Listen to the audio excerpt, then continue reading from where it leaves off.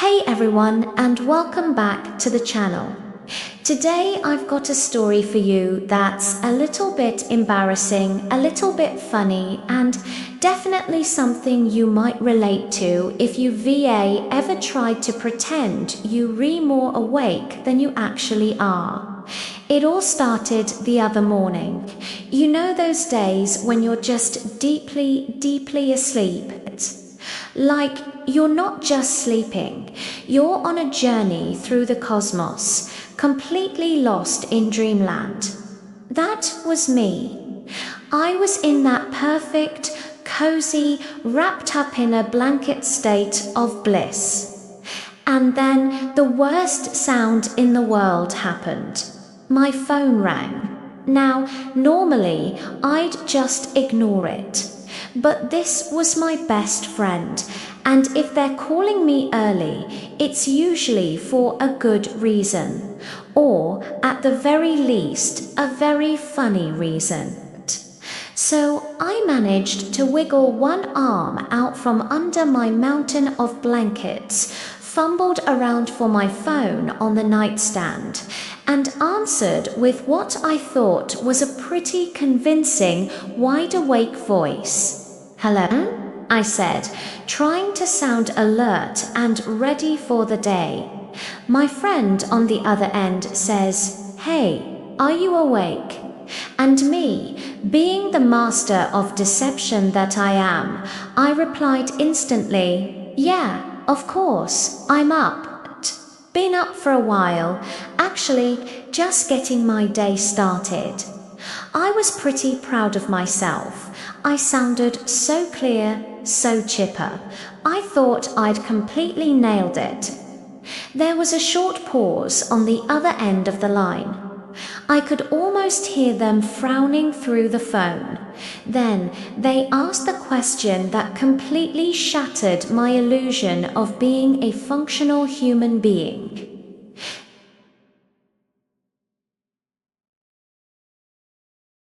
I froze, snoring. How could I be snoring? I'm on the phone, I'm talking. My brain just couldn't process it. For a split second, I genuinely wondered if there was someone else in my room. Did a bear break in and decide to take a nap in my closet? Was my dog secretly learning to snore with a human-like timbre? I was running through all these wild scenarios. But no, the reality was far simpler and far more embarrassing. The sound was definitely coming from me. I was so tired, so deeply asleep when they called, that even after I answered and started talking, some part of my body hadn't gotten the memo.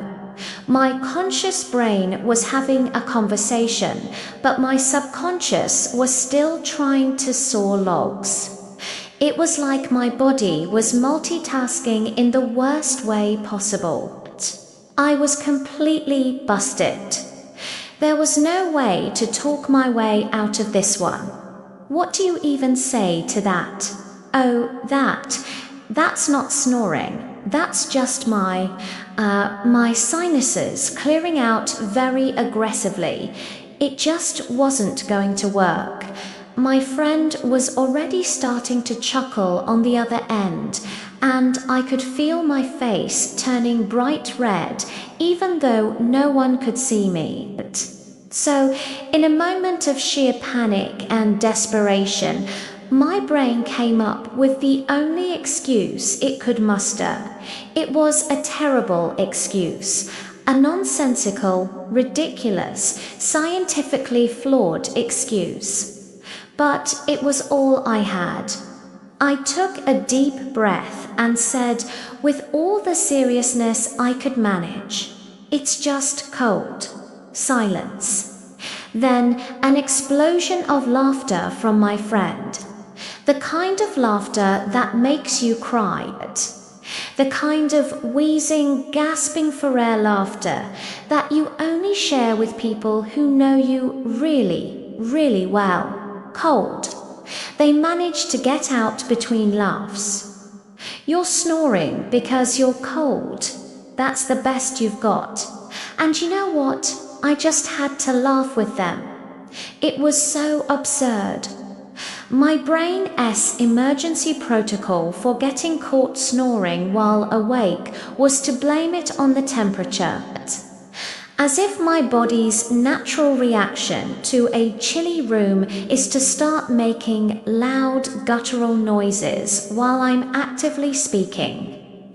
It makes absolutely no sense, but in that groggy, half-asleep state, it felt like a stroke of genius.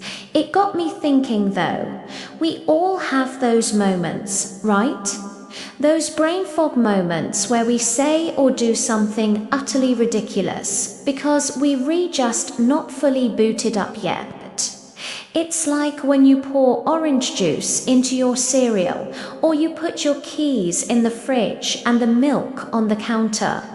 Your body is moving, but your brain is still buffering. This whole thing also reminded me of how weird sleep is. You have sleepwalking, sleep talking, and now, apparently, sleep snoring while awake. What other weird things are our bodies doing when we're not paying attention?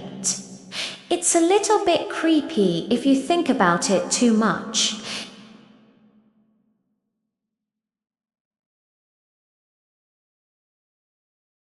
And makes weird noises. And occasionally they come out to play even when you're supposed to be in charge. My friend, of course, has not let me live this down. It's become our new inside joke. Now, anytime I say something even slightly tired or nonsensical, I'll get a text that just says, "You feeling a little cold today?" It's their official code for your not making any sense. Go take a nap. And honestly, they're usually right.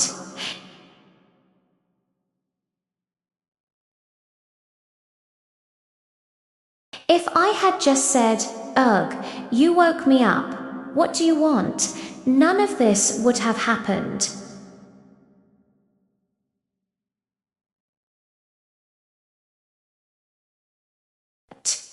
Sometimes it's okay to admit you're not a morning person.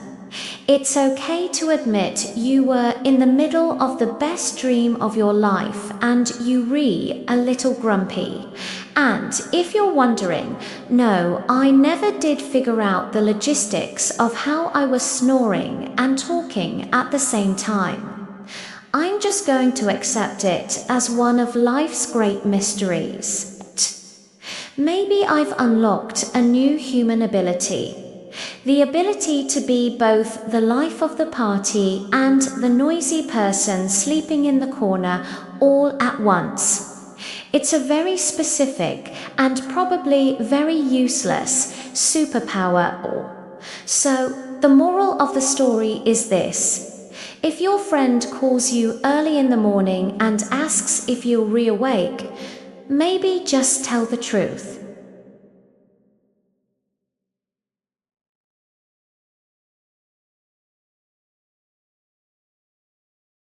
Because I can guarantee you it will not work.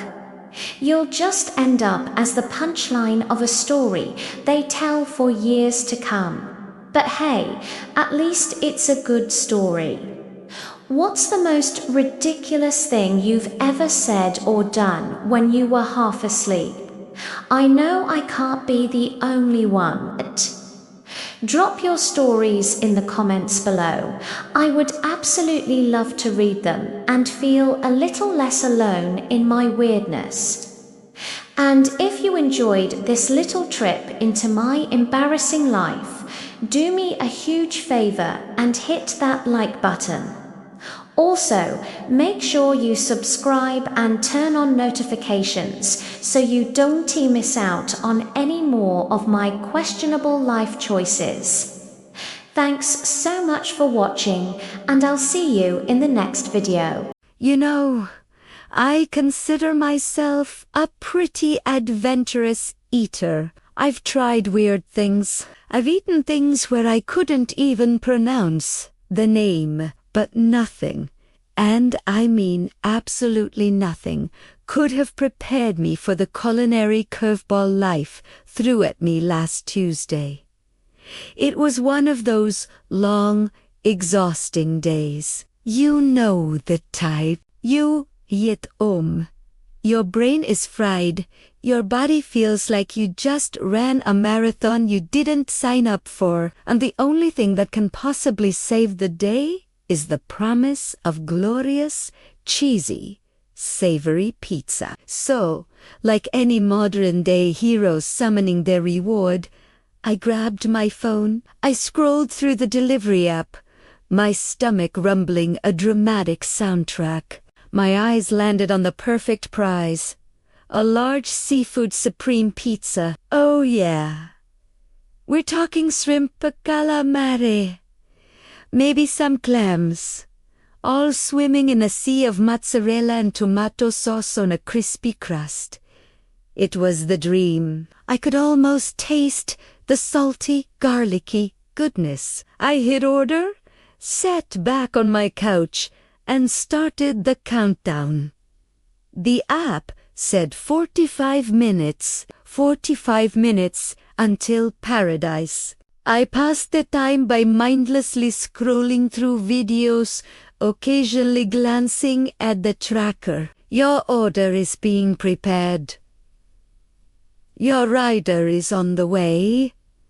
The anticipation was building. It was like waiting for a celebrity to arrive. Finally, the doorbell rang. I practically sprinted to the door, my mouth already watering. I grabbed the box from the delivery guy, gave him a big, grateful smile, and carried my treasure back to the couch. The box felt warm.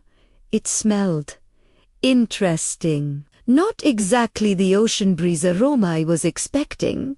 But hey, every pizza has its own personality, right? I set the box down on my coffee table, ready for the grand unveiling. I flipped open the lid, and my brain just short-circuited. I stared, and I stared some more. My eyes were definitely seeing something, but my brain refused to process it. Because what was in that box was not a seafood supreme, not even close. It was a pizza, technically. It had a crust. It was round. But instead of tomato sauce and cheese, it was slathered in a thick, dark, glossy layer of what could only be chocolate. Chocolate. And on top of the chocolate, not shrimp or calamari. Oh no! It was sprinkled with marshmallows, M&Ms, and a generous drizzle of caramel sauce. It was a dessert pizza, a chocolate pizza. For a solid minute, I just sat there, blinking at this sugary monstrosity. My brain was doing mental gymnastics trying to connect the dots. Seafood, chocolate, seafood, chocolate. The two concepts were having a full-on war in my head. I thought maybe I was hallucinating from hunger. I even poked one of the marshmallows, just to make sure it was real. It was very, very real, and very, very squishy. My first instinct was confusion, followed by a wave of pure disappointment. My seafood dream was shattered. I quickly grabbed my phone and called the delivery service. I explained the situation as calmly as I could, trying not to sound like a complete maniac. Hi, yes, I ordered a seafood pizza, but I seem to have received, well, it looks like a chocolate pizza. The person on the other end was super apologetic. My goodness, I am so sorry, sir. The driver must have mixed up the orders. There was another order for a chocolate pizza from the same restaurant. He must have given you the wrong one. And that's when my tired, confused, pizza-deprived brain decided to go completely off script. Without even thinking, I just blurted out, "Oh, okay." I was just wondering, is chocolate considered a type of seafood now? Did I miss a memo? There was a dead silence on the other end of the line. I could practically hear the customer service representative's brain rebooting after what felt like an eternity. She just let out a small, confused chuckle. No, sir. Chocolate is not seafood. I don't know why I said it.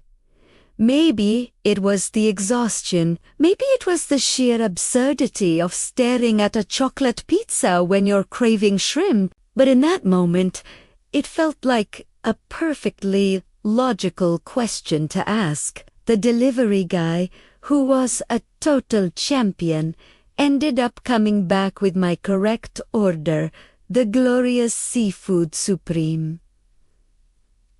He also let me keep the chocolate pizza for the trouble. He found the whole story hilarious when I told him what I'd asked on the phone. So there I was, sitting with two completely opposite ends of the pizza spectrum. One savory, one sweet, one from the ocean, one from Candyland. I have to admit, I tried a slice of the chocolate pizza after I devoured my seafood one.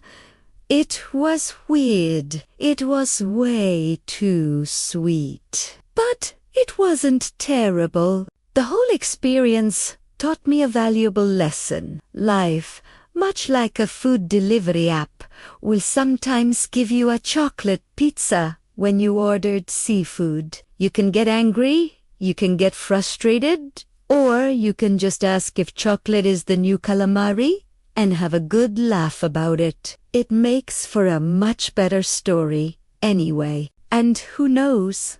Maybe somewhere out there, some kid who ordered a chocolate pizza got a big surprise with a bunch of shrimp on it.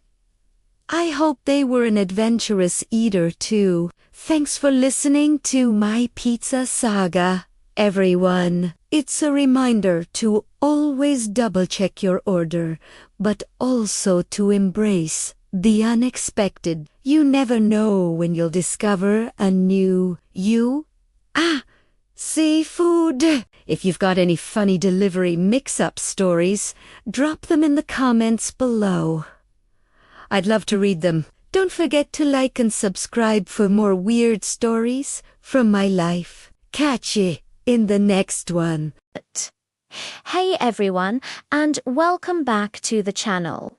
You know that feeling when you walk into a store with a very specific, very simple plan, like just one thing. That's it. In and out. Well, that was me last Tuesday. I even made a promise to my friend.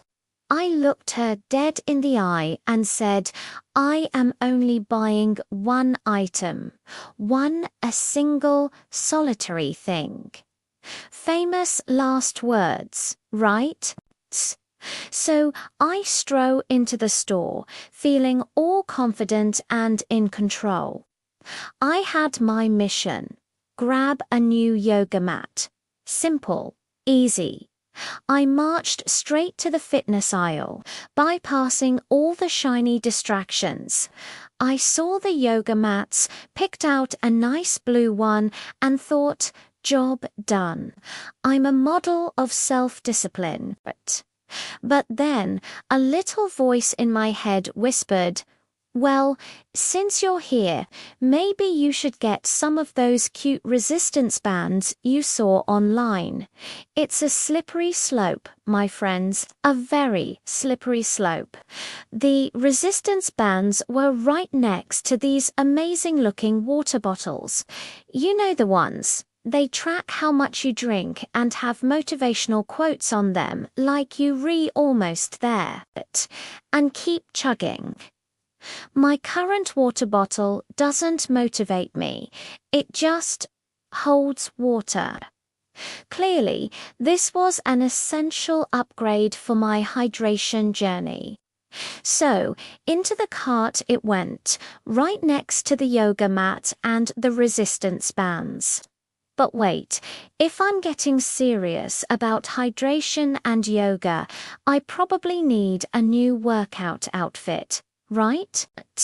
The clothes I have are fine, but a new outfit would surely boost my motivation by at least 50%. It's just science. Before I knew it, I was browsing the activewear section, and oh my gosh, the leggings, so many colors, so many patterns.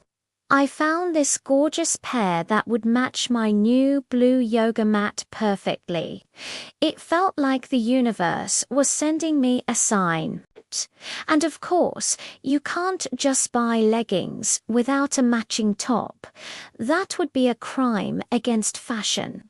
So, a cute sports bra and a breezy tank top also found their way into my rapidly filling cart. At this point, my one-item plan was a distant, laughable memory. I started to feel a tiny bit guilty, but then I saw the wellness section. Protein powder, superfood blends, organic snacks. It was a paradise of healthy living. I convinced myself that buying these things wasn't spillage. It was an investment in my health. I grabbed a bag of chia seeds, some plant-based protein, and a box of those fancy granola bars that probably cost more per ounce than gold. My cart was starting to look less like a quick trip and more like a full-on grocery haul. I was no longer on a mission. I was on an adventure. Then I made the rookie mistake of wandering through the home goods aisle. Big mistake. Huge scented candles that promised to make my apartment smell like a serene mountain retreat. Yes, please. A new set of super soft bath towels. Absolutely necessary for my post-workout relaxation. A decorative pillow that had a funny quote on it. I mean, it was practically calling my name. My cart was now officially overflowing. It was a beautiful, chaotic mess of good intentions and terrible impulse control. As I was heading towards the checkout, trying to mentally justify every single purchase, I passed the book section. And there it was, a book on minimalism and the art of decluttering. The irony was so thick you could cut it with a knife. I actually stood there for a full minute, staring at it. My cart piled high with stuff I absolutely did not need. Did I buy the book? Of course I did. I put it right on top of the pile, a cherry on top of my hypocritical sundae. When I finally got to the checkout, the cashier gave me a look.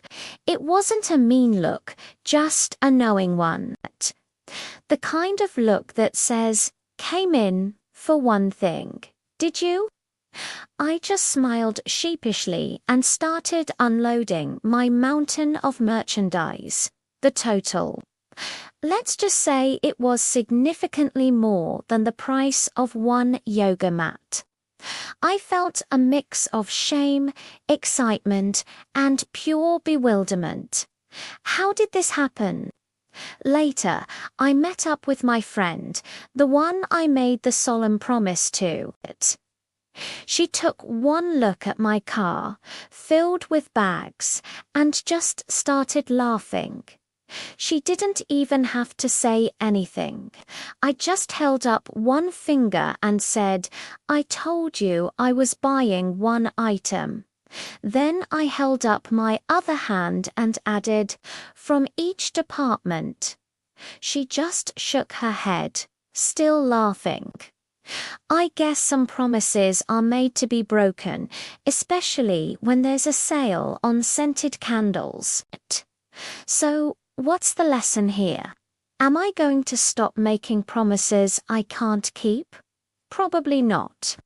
Am I going to try to rein in my shopping habits? Maybe, but for now I have a very motivational water bottle, an incredibly soft set of towels, and enough chia seeds to last me a lifetime. And you know what? My apartment smells like a serene mountain retreat, and I'm not even mad about it. Has this ever happened to you? Please tell me I'm not alone in this. Share your own "I just went in for one thing" stories in the comments below. I would love to read them and feel a little less guilty. And if you enjoyed my tale of shopping woe and triumph, don't forget to hit that like button and subscribe for more adventures. It really helps the channel out, and it means I can keep sharing these ridiculous stories with all of you. Thanks for watching, and I'll see you in the next video. Bye. Have you ever felt like you're running on empty, chasing a dream that seems just out of reach?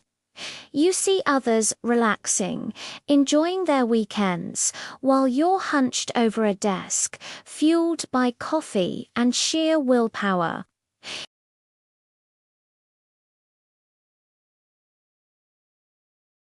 If that sounds familiar, I want to share a story that might change your perspective.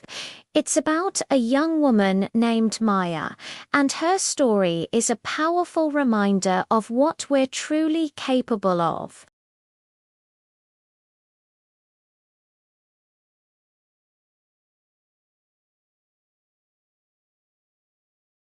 But her dream wasn't in that office building. Her dream was thousands of miles away, in a country where they spoke a language she was only just beginning to understand. She wanted to study abroad, to immerse herself in a new culture and pursue a Master degree that felt like a distant fantasy. The biggest hurdle, a full scholarship, was her only ticket, and the competition was fierce. So every night, after a long day at work, when her colleagues went home to unwind, Maya's second shift began. Her apartment, small and quiet, would light up.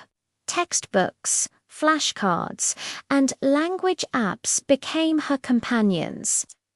She'd study until 1, 2, sometimes even 3 in the morning, her mind racing with verb conjugations and new vocabulary.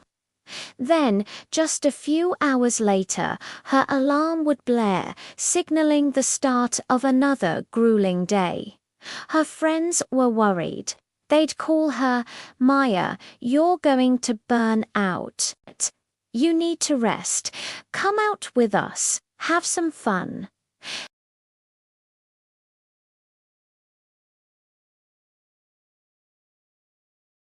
They meant well, of course.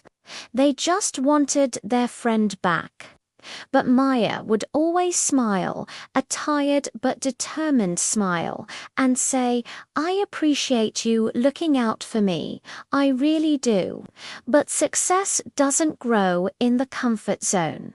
That phrase became her mantra. Success doesn't grow in the comfort zone. She wrote it on a sticky note and stuck it to her monitor.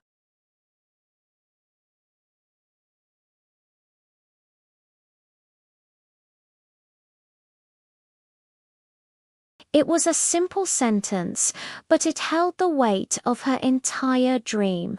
It reminded her that the comfort of an extra hour of sleep or a night out with friends was a temporary pleasure. The discomfort she was feeling now, that was an investment in her future. It was the soil from which her dream would grow. Think about it. When has anything truly great ever been achieved without some level of sacrifice?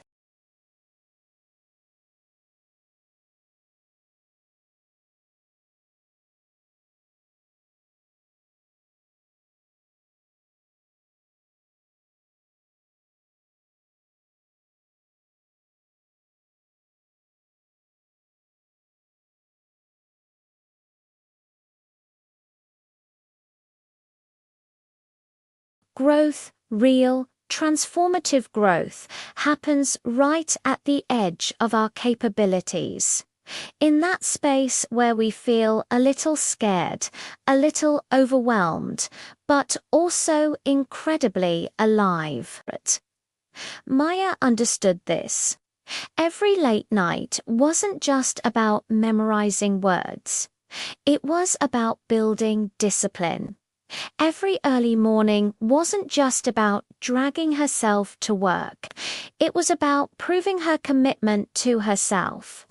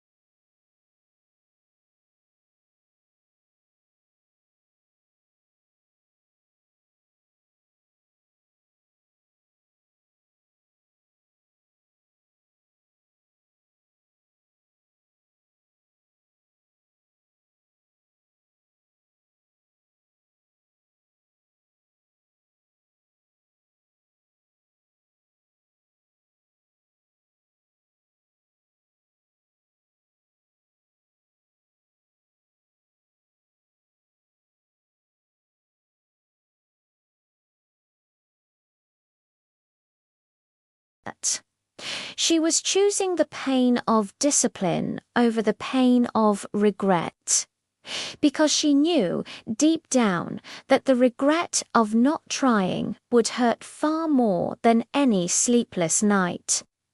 This is the part of the story we don't often see.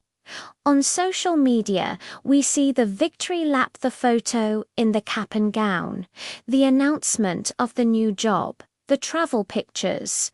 We see the highlight reel, but we don't see the thousands of hours of unseen, unglamorous work that made it all possible.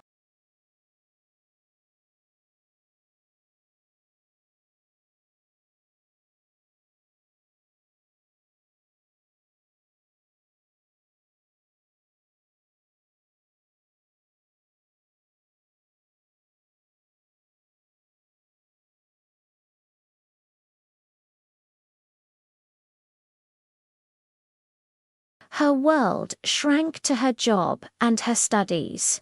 But while her social life was quiet, her inner world was exploding with progress. Her language skills improved dramatically. She started acing her practice exams. The shy, hesitant speaker was replaced by a confident young woman who could articulate complex ideas in a new tongue. She was no longer just dreaming. She was building the bridge to her dream, one later night study session at a time.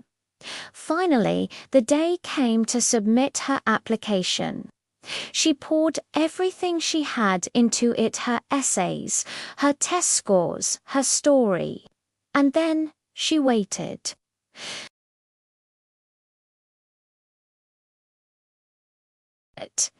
The what-ifs were deafening. What if it wasn't enough? What if I sacrificed all that for nothing?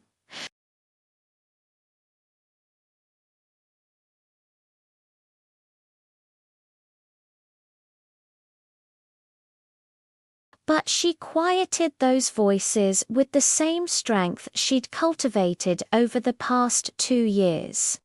She had given her absolute best. She had left nothing on the table. Whatever the outcome, she could be proud of the person she had become in the process.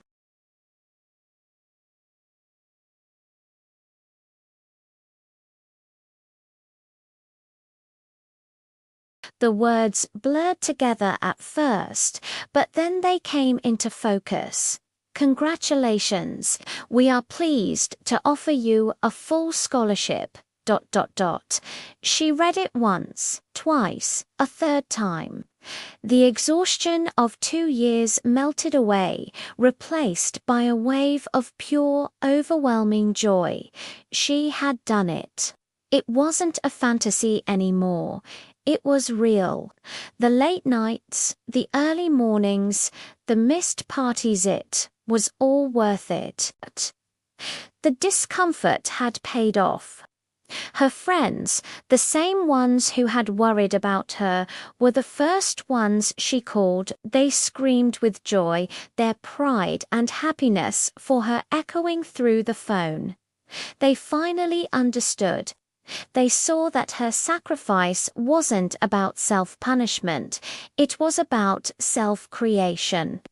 Maya's story isn't about being a genius or getting lucky. It's a testament to the incredible power of consistency and the willingness to trade temporary comfort for a long-term goal. It's a story that proves that the path to our biggest dreams is paved with the small, daily choices we make when no one is looking. It's about choosing the textbook over Netflix, the early morning workout over the snooze button, the hard work over the easy way out. So I ask you again, what's your dream? What's that big, audacious goal that both excites and terrifies you? Whatever it is, know that it's going to require you to step outside your comfort zone. There will be times when you feel tired, discouraged, and alone. You will be tempted to quit. In those moments, I want you to remember Maya. Remember her mantra: success doesn't grow in the comfort zone.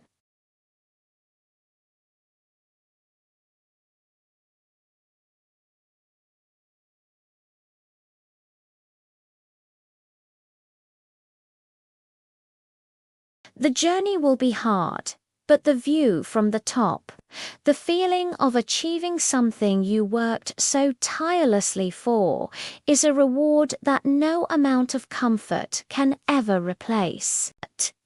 You have that same strength inside you. You just have to be willing to dig deep and find it.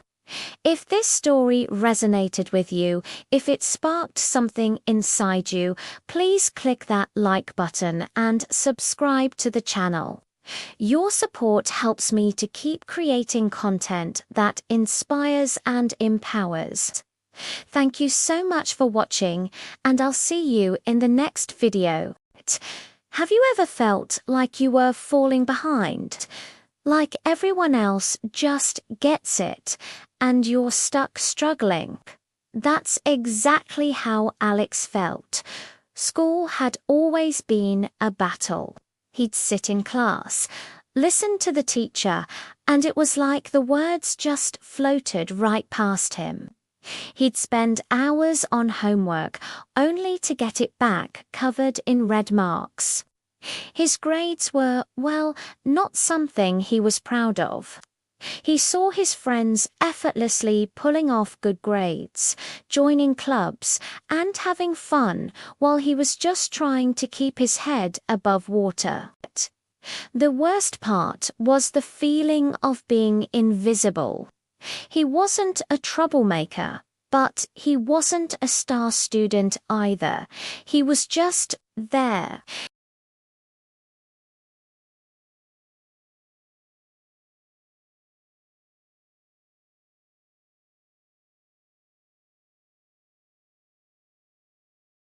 He was applying himself, he was trying so hard, but it felt like he was running on a treadmill, putting in all the effort but going nowhere.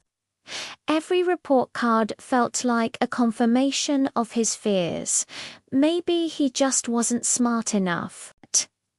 As the school year ended and summer break approached, a sense of dread washed over him.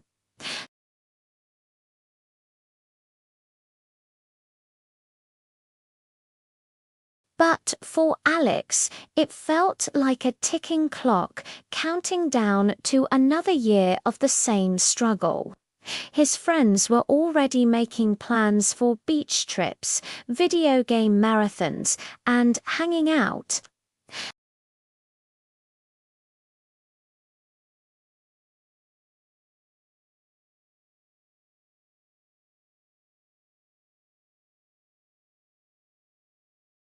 This summer, he decided, was going to be different.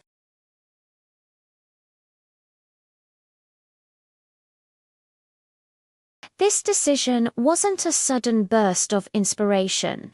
It was born out of pure frustration. One evening, while staring at his final report card, he made a promise to himself.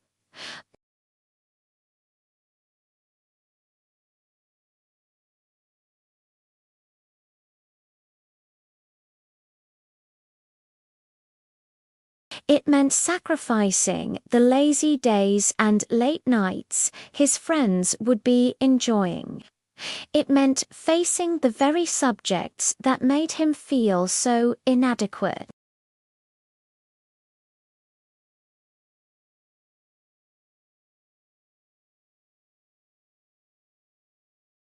He was going to turn his biggest weakness into his greatest strength.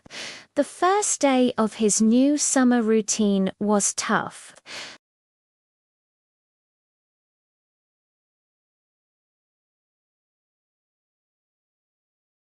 But Alex sat at his desk.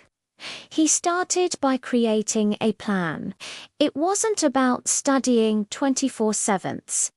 He broke it down, creating a schedule that felt manageable.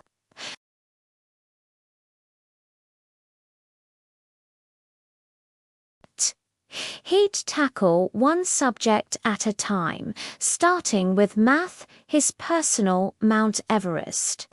He gathered his old textbooks, notebooks, and even looked up online tutorials.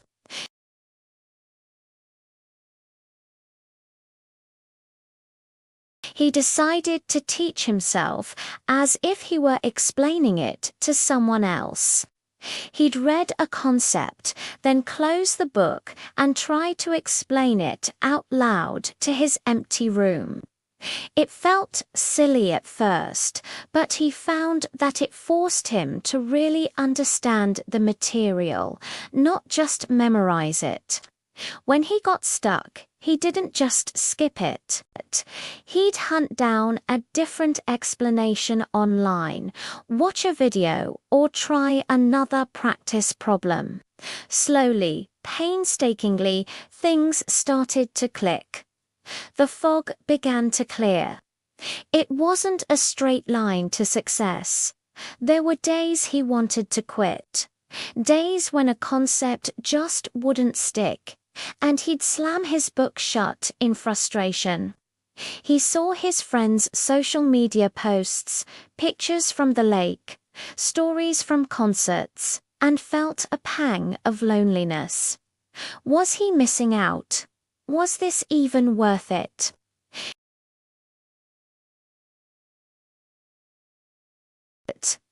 He'd think about the feeling of dread he wanted to leave behind. He'd take a short break, go for a walk, and then get back to it.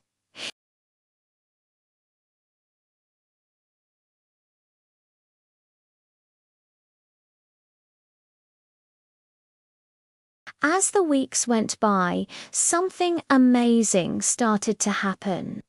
The subjects that once intimidated him started to feel interesting.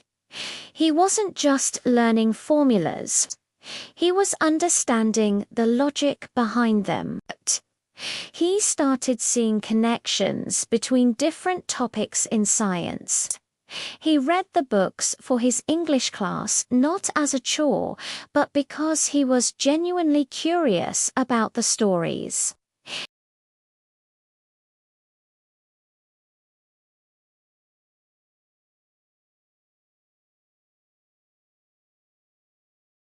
He even found time for fun. He'd finish his scheduled study time and then go meet up with friends in the afternoon, feeling accomplished and deserving of the break.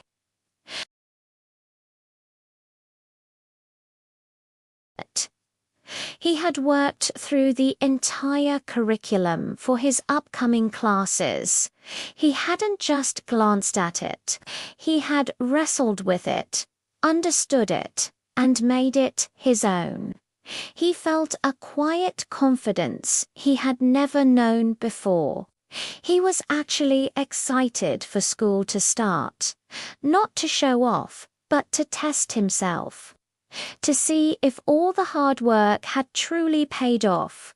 He was ready. The first day of school arrived. The familiar hallways and faces were the same, but Alex felt different. He walked with a new sense of purpose. In his first math class, the teacher started with a review quiz on concepts they were supposed to have learned last year. Alex looked at the questions and smiled. These were the very problems he had spent hours mastering over the summer. He finished the quiz with time to spare, feeling a calm assurance he'd never experienced during a test. As the first few weeks unfolded, the change was undeniable. In class discussions, Alex raised his hand, not with a question, but with an answer or a thoughtful insight. His homework was no longer a source of anxiety, but an opportunity to practice. His teachers started to notice. They'd call on him, impressed by his understanding.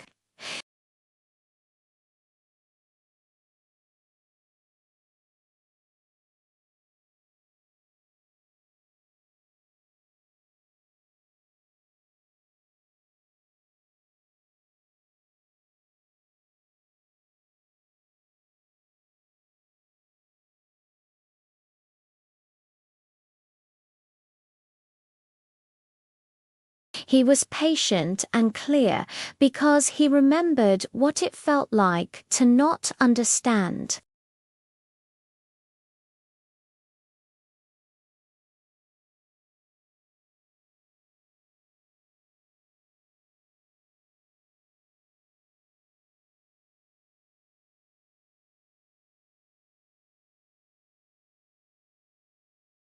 Then came the first major exam of the semester.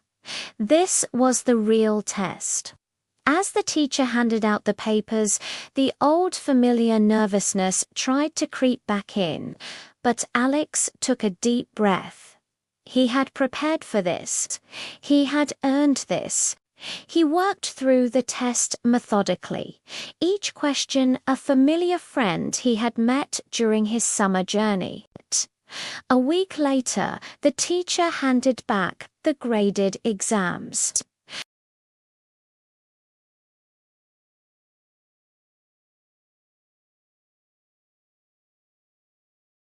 Class, I want to give a special mention.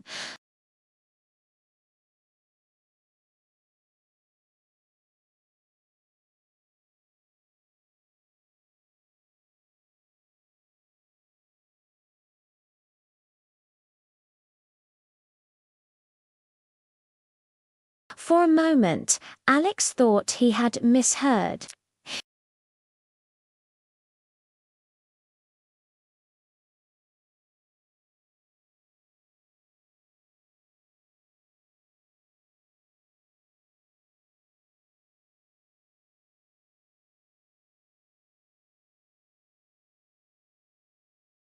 It was validation. It was the culmination of every single hour he had spent at his desk while the sun was shining outside.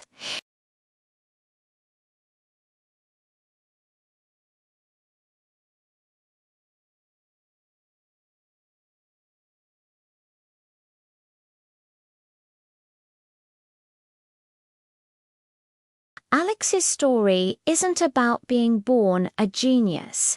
It's about the incredible power of dedication and hard work. It's proof that you are not defined by your past struggles. He didn't just get the highest score. He discovered what he was capable of.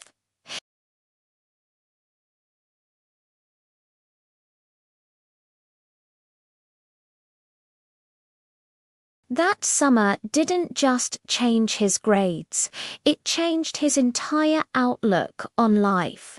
He realized that the greatest obstacle in his path had been his own belief that he couldn't do it. By challenging that belief, he unlocked a potential he never knew he had.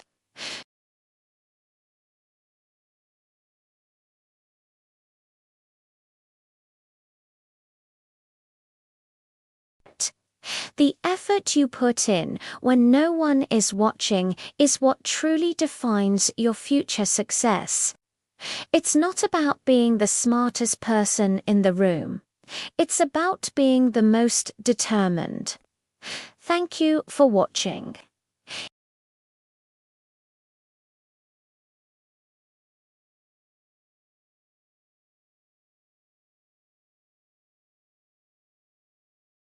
A man woke up at 5 a.m. every day to run. At first, he was exhausted after 5 minutes, but he added 1 more minute each day.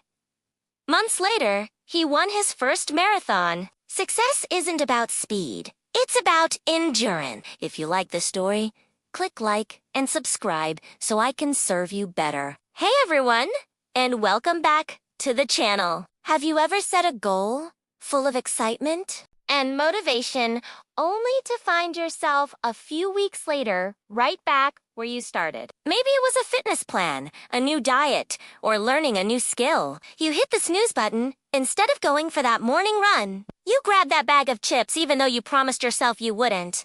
If this sounds familiar, you're not alone. This isn't about being weak or lazy. It's about a powerful, often misunderstood force, willpower. So, what exactly is willpower? A lot of us think of it as this magical, heroic strength that some people just have and others don't. But science tells us a different story. Willpower is more like a muscle, just like your biceps or your quads. It can be trained and strengthened, but it can also get tired if you overuse it. Researchers call this phenomenon ego depletion. Think about it. After a long, stressful day of making decisions at work, resisting distractions, and being patient with difficult people, you come home exhausted. Is it any wonder that you find it harder to resist that slice of cake or to motivate yourself to study? Your willpower muscle is fatigue. Recognizing this is the first huge step. It means you can stop blaming yourself for every slip-up and start working smarter, not just harder. It's not about having unlimited willpower. It's about managing the willpower you have effectively. It's a resource. And like any valuable resource, you need a strategy to conserve and replenish it. So how do we build this willpower muscle and manage our energy? The first key is to start small. If you try to change everything at once, wake up at 5 a.m., run a marathon, write a novel, and learn a new language, all in the same week, you're setting yourself up for failure. Your willpower will be completely drained by lunchtime on day 1. Instead, pick one small, manageable habit. For instance, instead of saying, I'm going to work out for an hour every day, start with something incredibly simple. Like I will do 10 push-ups every morning? It's so easy that you can't say no. By consistently achieving this small goal, you're not just building a habit. You're training your willpower. You're proving to yourself that you can follow through. Each small win is a rep for your willpower muscle. The next powerful strategy is to create a supportive environment. Our surroundings have a massive impact on our choices. If you're trying to eat healthier, but your kitchen cupboards are filled with junk food, you're essentially forcing your willpower to fight a battle every single time you feel a little hungry. That's exhausting. You're making it harder on yourself. So, design your environment for success. Remove the temptations. If you want to read more, leave a book on your pillow. If you want to drink more water, keep a water bottle on your desk at all times. Make the good choice, the easy choice. This way, you conserve your willpower for the moments when you really need it. You automate your good habit. Another crucial component is planning for failure. Let's be real. You're going to slip up. Everyone does. The road to success isn't a straight line. It's full of twists, turns, and the occasional detour. The important thing isn't avoiding failure, but having a plan for when it happens. This is what psychologists call an if-then plan. For example, if I miss my morning workout, then I will go for a 20-minute walk during my lunch break. Or, if I eat a cookie at the office party, then I will make sure my next meal is a healthy salad. This simple trick does something amazing. It removes the need for in-the-moment decision-making when your willpower is low. It also prevents one small slip-up from turning into a total abandonment of your goals. You don't get derailed. You just get back on track. Now, let's talk about replenishment. Since willpower is a finite resource, we need to know how to recharge it. The good news is, the methods are simple and incredibly effective. The most important one is sleep. A tired brain has weak willpower. Prioritizing a good night's sleep is one of the best things you can do for your self-control. Proper nutrition is also key. Your brain runs on glucose, and when your blood sugar is low, your self-control falters. This doesn't mean you should eat sugary snacks all day. It means eating regular, balanced meals to keep your energy levels stable. And finally, practices like mindfulness and meditation have been scientifically shown to strengthen the prefrontal cortex, the part of your brain responsible for even just a few minutes of quiet breathing each day can significantly boost your willpower reserves. Let's connect all these ideas. Think of your willpower journey like driving a car on a long road trip. Starting small is like choosing a destination you can actually reach, not trying to drive across the country in one day. Creating a supportive environment is like making sure you have a full tank of gas, good tires, and a clear map before you even start the engine. The if-then plans are your pre-planned detours for when you encounter road closures. And sleep, nutrition, and mindfulness. That's your fuel. It has stopping at the gas station to refuel and resting at a motel overnight so you can continue the journey fresh the next day. It's not about being a perfect driver who never makes a wrong turn. It's about being a smart driver who knows how to manage their resources, plan for challenges, and keep moving forward, even after hitting a pothole. Every time you consciously choose the harder, better path, you're strengthening that willpower muscle. Every time you prepare your environment for success, you're making the journey smoother. This is the road of willpower.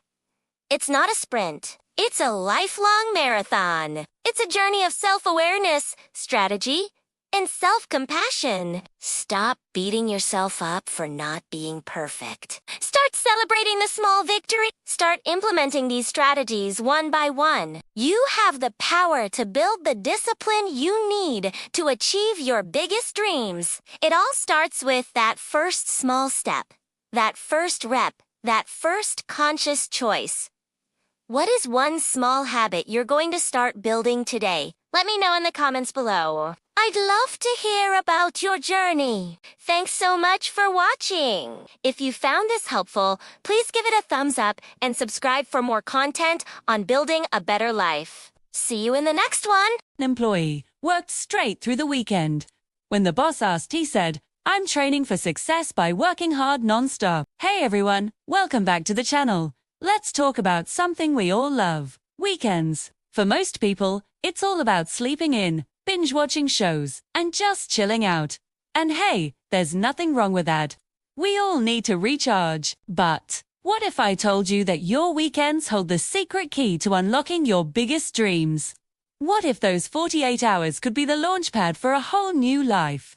Today, we're diving deep into the world of the weekend hustle.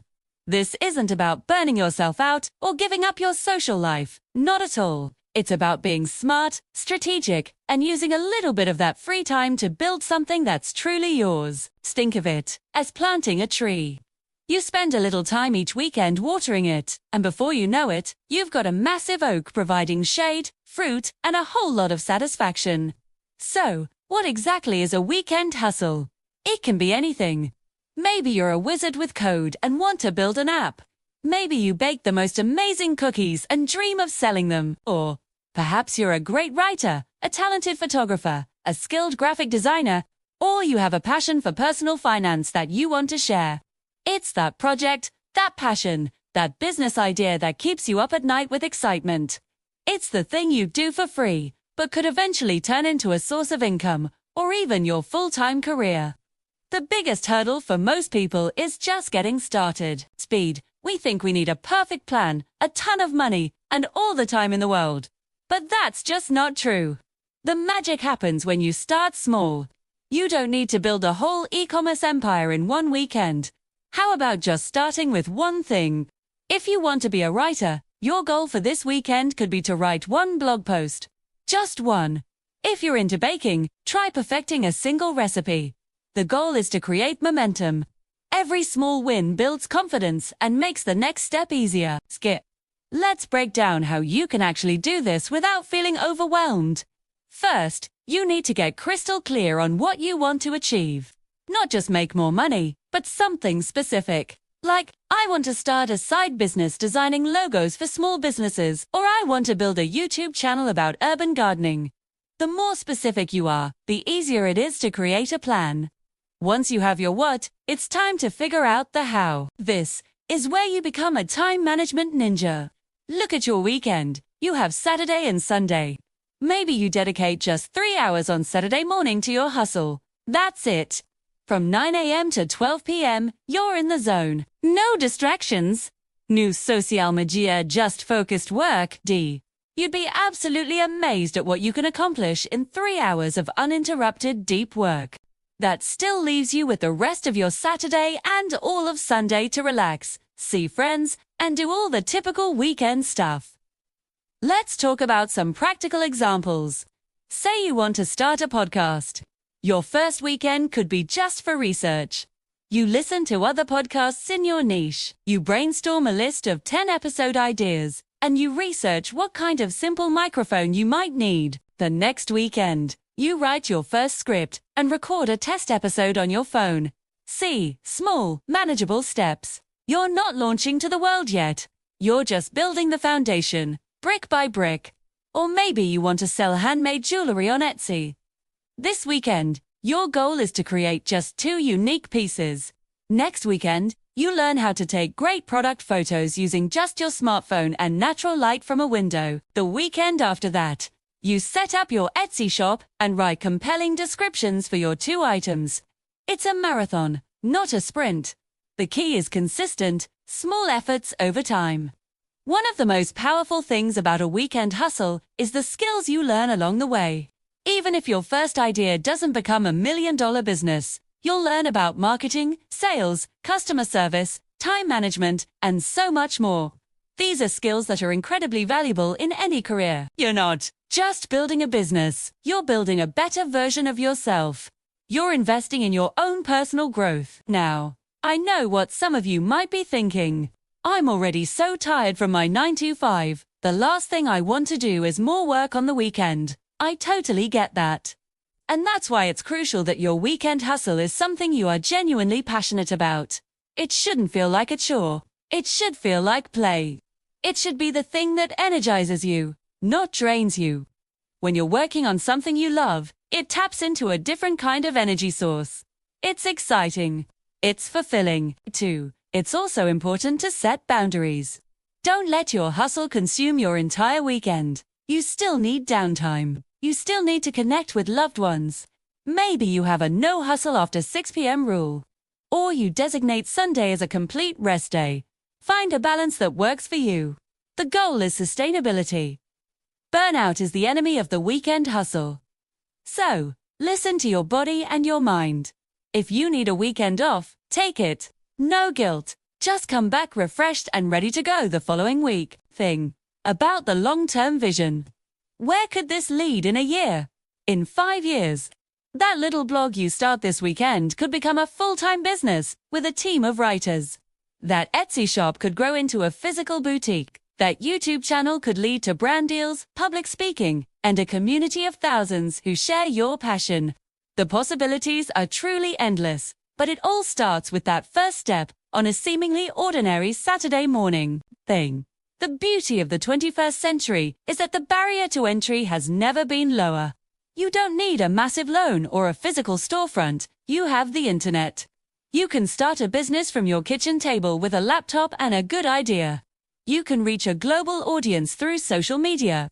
You have access to endless free information on platforms like this one to learn any skill you need. The tools are all there. The only missing ingredient is your decision to start. So, I want to challenge you. This coming weekend, I want you to block out just 1 hour, just 60 minutes. In that hour, I want you to do one thing, just one thing that moves you closer to your dream. Write down your idea. Sketch a logo, research your competition, write the first paragraph of your book. Whatever it is, just do it. Take that first step. The journey of 1,000 miles begins with a single step. Your weekend is your opportunity to take that step. Don't let another 48 hours slip by. Use them to build the future you dream of. It's not about sacrificing your present, it's about investing in your future. You've got this. Thank you so much for watching today. I hope this has inspired you to look at your weekends a little differently.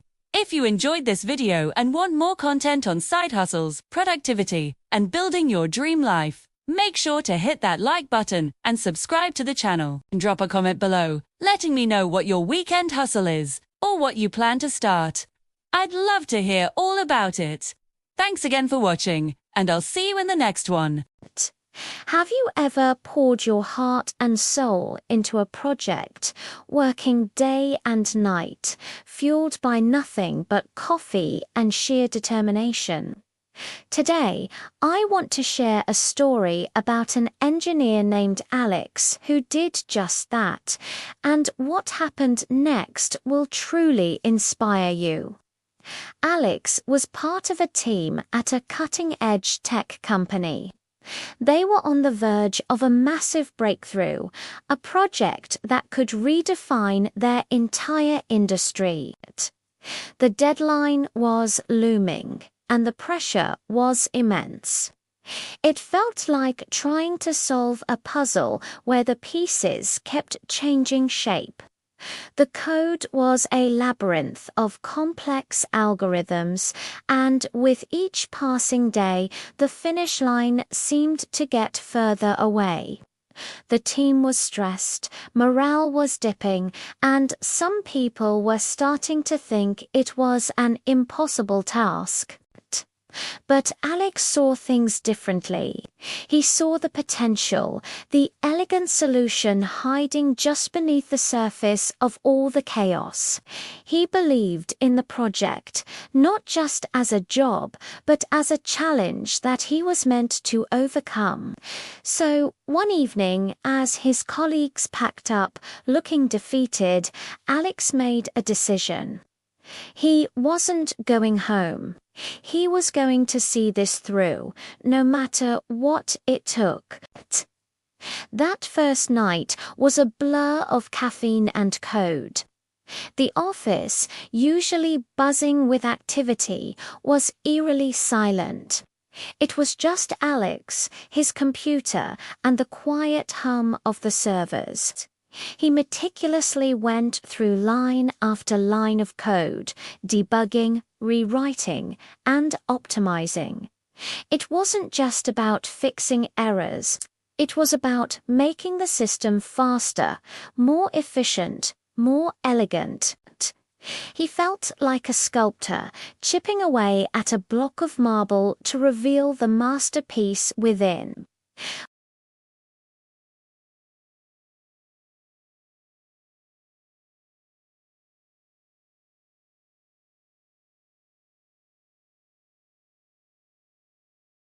When his colleagues arrived, they were stunned. The project that had seemed like a dead end was suddenly showing signs of life. Inspired by Alex's dedication, a couple of his closest teammates decided to stay with him the next night. A small, dedicated task force was born. They ordered pizzas, shared ideas on whiteboards, and a new energy filled the room. It was no longer a lonely vigil. It became a collaborative sprint. They worked for 3 days and 3 nights straight. Sleep was a luxury they couldn't afford. They took short naps in their chairs, but their minds were always on the project. It was a grueling marathon, a test of both their technical skills and their mental endurance.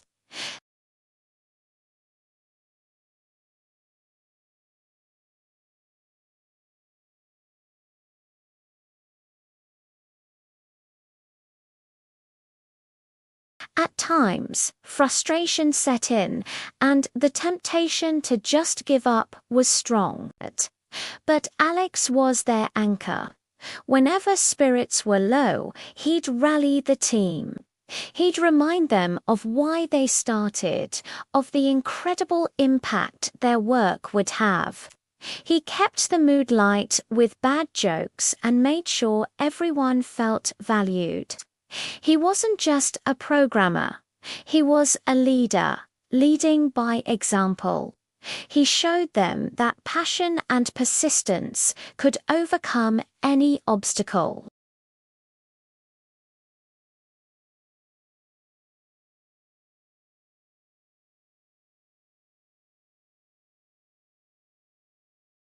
Alex hit the compile button, holding his breath.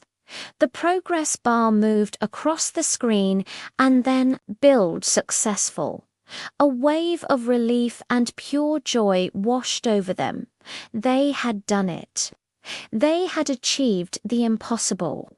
The system ran flawlessly, faster and more stable than anyone had ever imagined.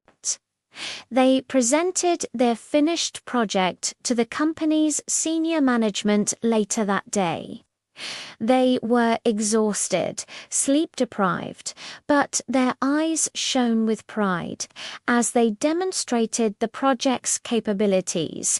The room filled with executives and VPs fell silent. You could see the amazement on their faces.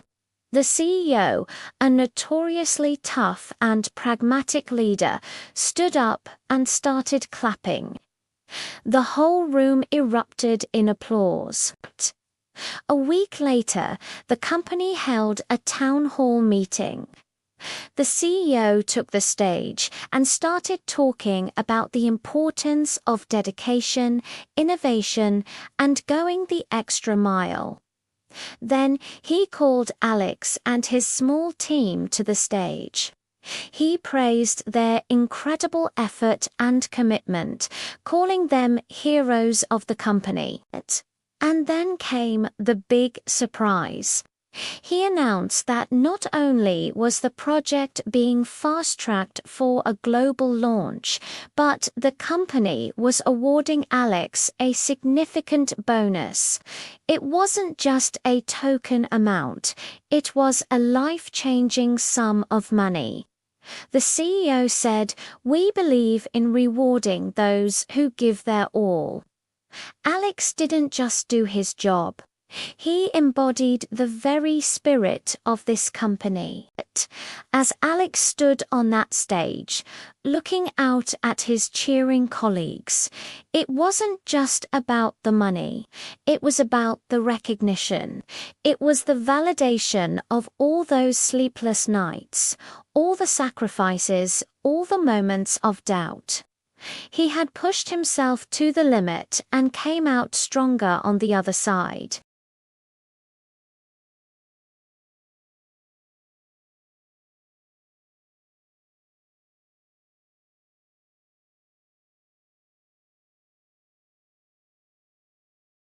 This story isn't just about an engineer getting a bonus, it's a powerful lesson for all of us. In our careers, in our personal projects, in our lives, there will be times when we face what seems like an insurmountable wall. It's easy to get discouraged, to listen to the voices that say it's impossible.